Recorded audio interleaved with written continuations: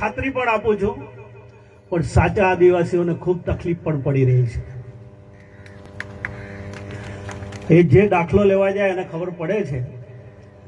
એટલે હું આવનારા દિવસોમાં ચૈતરભાઈ, આનંદભાઈ, તુષારભાઈ ચૌધરી, ગઈકાલે પરમ દિવસે કાંતિભાઈ ખરાડી પણ આવેલા હતા, તમે વાંચ્યું હશે.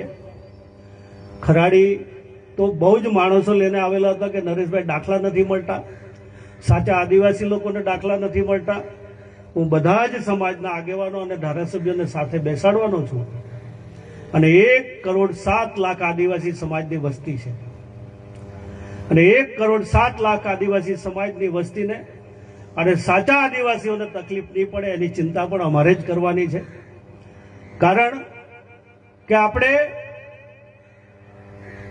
માંડ અમુક લોકો તો અત્યારે શિક્ષણ લઈ રહ્યા છે, જેની પાસે 7-12 પણ નથી, એવું પણ આપણી પાસે આદિવાસી છે. જે પુરાવો જે એકઠા કરવા પડે છે એ પણ અઘરા પડે છે. એટલે એમાંથી કેવી રીતે સાચા આદિવાસીઓને મુશ્કેલી નહીં પડે અને ખોટા આદિવાસી કોઈ દાખલો લઈ નહીં જાય એની ચિંતા પણ આ સરકાર કરે છે. એટલે જ કાયદો બનાવ્યો છે. પણ સાચા આદિવાસીઓને જે તકલીફ પડી રહી છે એની ચિંતા પણ આપણા ભૂપેન્દ્રભાઈ કરી રહ્યા છે.